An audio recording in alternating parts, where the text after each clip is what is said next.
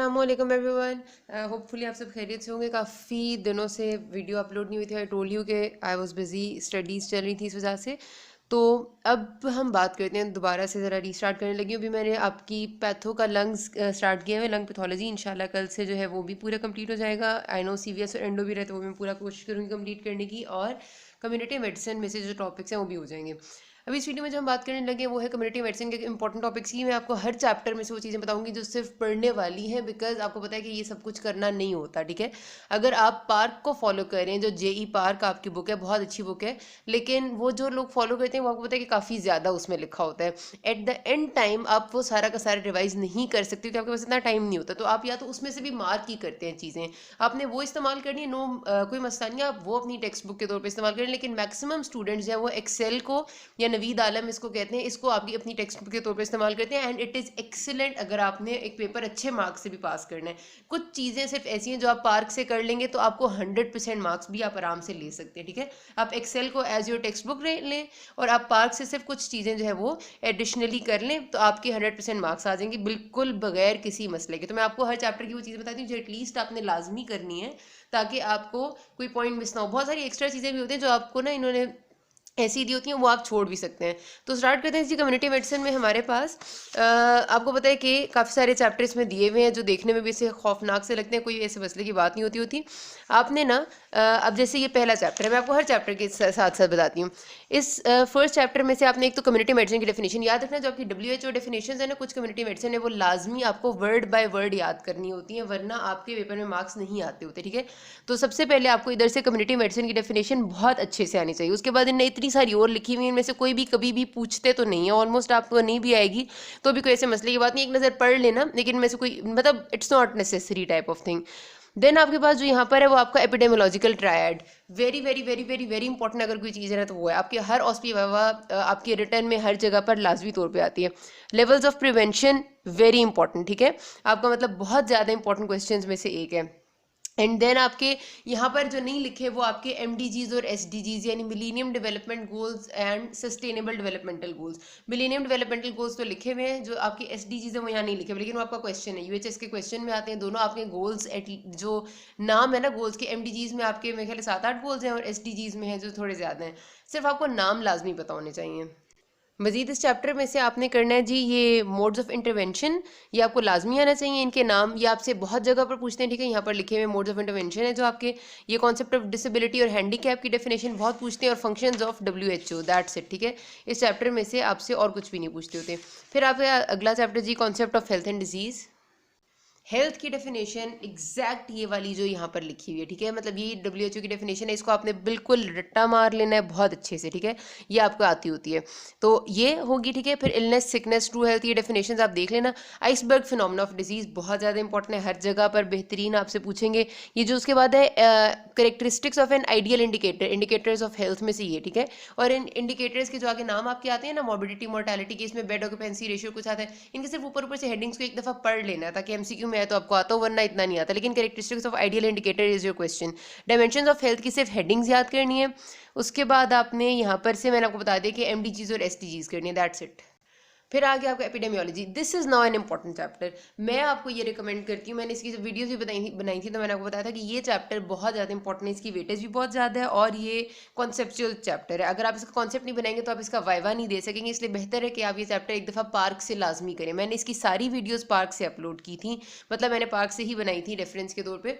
तो आप या तो ये करें कि आप पार्क को ही पढ़ें, अगर आप नहीं पढ़ सकते और आप ये पढ़ना चाहते हैं तो आप वीडियोज़ देख लें और आप साथ एक्सेल कर लें। लेकिन इस चैप्टर में से आपने कुछ भी मिस नहीं करना। हर डेफिनेशन आपके, स्पेशली जो तीनों आपके केस, वो सारे आपके रिसर्च के जो तीनों तरीके हैं ना, मेन जो आपके तरीके होते हैं, आपका एक तो डिस्क्रिप्टिव स्टडी है, एक आपकी केस कंट्रोल है, आपकी कोहॉर्ट है, उससे रिलेटेड जितनी आपकी आगे आप फॉर्मूलाज आप उनको लगा के एनालाइज करते हैं, जितने आपके ऑड्स रेशियो है, आपका रिस्क फैक्टर है, एक्सपोजर रेट वगैरह, हर चीज़ को बहुत अच्छे से करना है, ठीक है। वहाँ तक जब आपकी कोहॉर्ट स्टडी खत्म होती है ना, उसके बाद मतलब जब आप वो कर लेते हैं एक्सपेरिमेंटल एपिडेमियोलॉजी को, अभी ज़ाहिर है आपने देखना है ब्लाइंडिंग के कॉन्सेप्ट को, फिर ये ये जो आपका आ जाता है ना एपिडेमिक और एपिडेमिक इन्वेस्टिगेशन, ये कोई इतना नहीं पूछते। एपिडेमिक की डेफिनेशन जरूर आनी चाहिए आपको, बिल्कुल लफ्ज़ ब लफ्ज़। एपिडेमिक इन्वेस्टिगेशन के सिर्फ आप पॉइंट्स देख लें, नथिंग एल्स, ठीक है।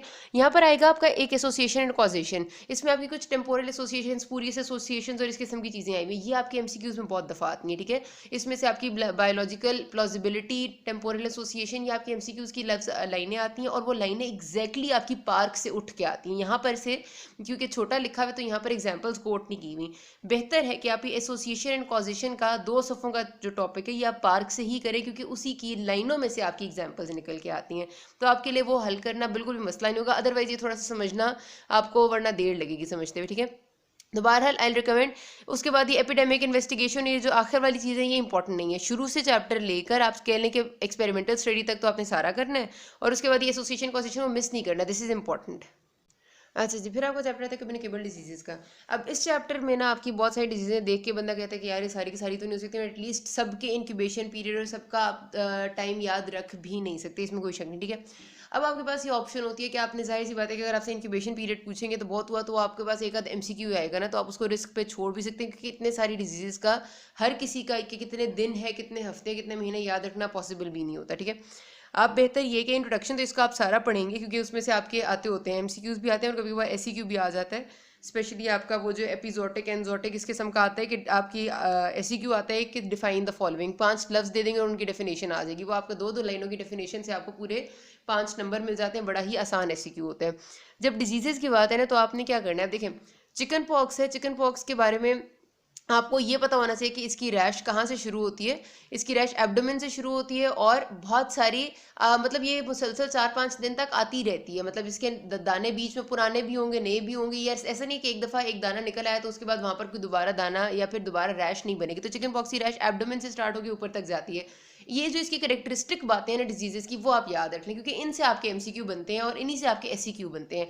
और आखिर में प्रिवेंशन, आपसे सिर्फ 2 बातें पूछते हैं, आपसे कोई भी नहीं पूछता कि उसका एजेंट क्या है, होस्ट क्या है, मतलब बहुत कम, बहुत ही कम, मोटा मोटा तो आपको पता ही होता है। लेकिन जो चीज़ आपने नहीं छोड़नी वो किसी भी डिजीज़ की प्रिवेंशन नहीं छोड़नी। सबके लिए कोई वैक्सीन है, कोई और तरीका है, what ever the mode of prevention है, जो आपको लाजमी सबका आना चाहिए। तो अगर ये आपने पूरा चैप्टर में से और कुछ भी नहीं करना, तो यू हैव टू डू के सारी डिजीज़ का आप एक मोटी सी बात याद रख लें। जैसे मैंने आपको चिकन पॉक्स ही बताई, इसके लिए मैं फिर अलग से वीडियो बनाऊंगी, क्योंकि हर किसी डिजीज़ की ना एक अलग से डिस्टिंक्टिव कैरेक्टर होता है लाजमी। मीजल्स की रैश का अलग है, रुबेला का अलग है, एंड दैट्स वाई, ठीक है। लेकिन प्रिवेंशन आपने लाजमी करनी है सबकी। इन डिजीज़ में से भी ना सारी की सारी बहुत ज़ोर दे के नहीं करनी होती। जैसे अब आपके पास है ना येलो फीवर, तो येलो फीवर में से सिर्फ एक बात तो पूछते हैं कि इसके बारे में ये कहाँ पर है, मतलब अफ्रीका में है, पाकिस्तान में अभी तक नहीं आया, और पाकिस्तान में कौन कौन से ऐसे फैक्टर्स हैं जिनकी वजह से इसके होने का खतरा ज़्यादा है। मतलब इसके बारे में सिर्फ यही बातें आती हैं, इसके अलावा इसकी जो बाकी डिटेल्स है, पैथोजेनेसिस है, वो कभी भी कोई नहीं पूछता। तो मैं आपको बता दूंगी कि एग्जैक्टली मतलब हर डिजीज़ के बारे में डिटेल में, लेकिन उसमें बहुत टाइम लग जाएगा, इसलिए भी इतना याद रख लें कि इसमें से ये करना है।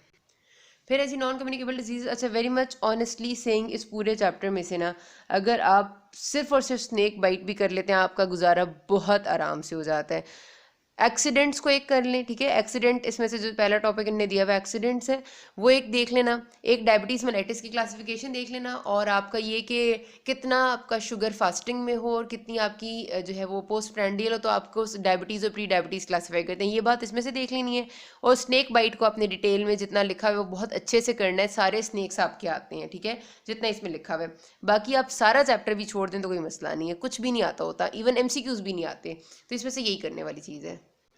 अच्छा, फिर इम्यूनोलॉजी आपका चैप्टर 6 है, ये इंपॉर्टेंट चैप्टर है। इसमें कोशिश करनी है आपने कि सारा का सारा आप करें, इतना लंबा नहीं है, छोटा ही चैप्टर है, और इसमें से सारी बातें आती हैं, डिफरेंट तरीकों से आती हैं, एमसीक्यू एससीक्यू में आती हैं, इस वजह से इस चैप्टर को आपने नहीं छोड़ना। इसमें से टेटनस टॉक्साइड जो है प्रेग्नेंट फीमेल का, और इसके अलावा वो जो बॉटल का ढक्कन किस तरह से इम्यूनाइजेशन स्टेटस बताता है आपकी वैक्सीन का, हर्ड इम्यूनिटी, कोल्ड चेन के मेंटेन रखने के जो स्टेप्स हैं उनके सिर्फ नाम, ठीक है, और जो आपका ईपीआई में डिजीजेस कवर हो रही हैं और वो कौन से दिन की कितनी शेड्यूल में देनी होती है डोज, मतलब वो पूरा जो चार्ट है, ये तो आपको लाजमी आना चाहिए। फिर जी चैप्टर 7 स्क्रीनिंग सैम्पलिंग, ये बहुत छोटा सा चैप्टर है और बहुत ही अच्छे से करना है। इवन इसमें जो स्क्रीनिंग में आपके पॉजिटिव और नेगेटिव प्रेडिक्टिव वैल्यू और जो सेंसिटिविटी स्पेसिफिसिटी है वो तो आपको फिंगर टिप्स पे होने चाहिए विद फार्मूलाज। और इसमें एक आपका कॉन्सेप्ट है जो है जी कट ऑफ वैल्यू का, वो आपकी पार्क में गिवन है, यहाँ गिवन नहीं है, वो भी आपने पार्क से करना है लाजमी, ठीक है, क्योंकि वो कभी कभार आ जाता होता है। लेकिन ये जो इसकी वैल्यूज है ना, यील्ड वगैरह, वेरी वेरी इंपॉर्टेंट। फिर सैम्पलिंग आ जाती है, सैम्पलिंग एग्जाम्पल्स के साथ आपको आनी चाहिए, क्योंकि इसमें से सारे आपके एमसीक्यूज आते हैं, तो ये बहुत ज़रूरी है।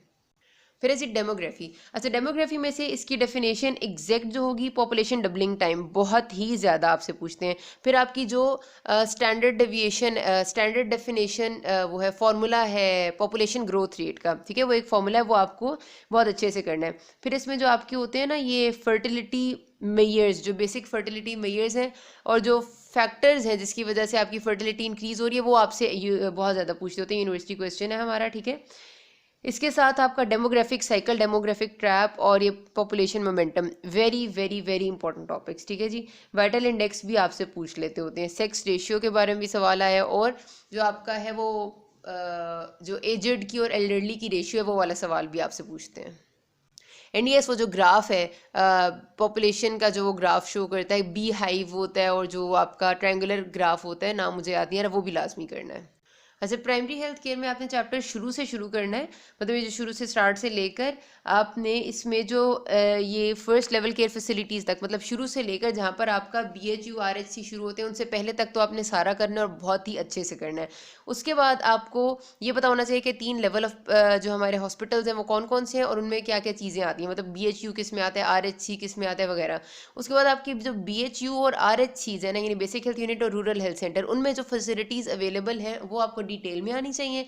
मतलब आपने वहाँ की जितनी भी फैसिलिटीज़ अवेलेबल हैं, ये नहीं कि वहाँ बंदे कौन से होते हैं, वो नहीं, जो फैसिलिटीज़ है ना वहाँ की, वो जो आपकी कुछ पॉइंट्स हैं वो याद कर लेने हैं, और आगे वालों की आपको याद करने की ज़रूरत नहीं है, ठीक है।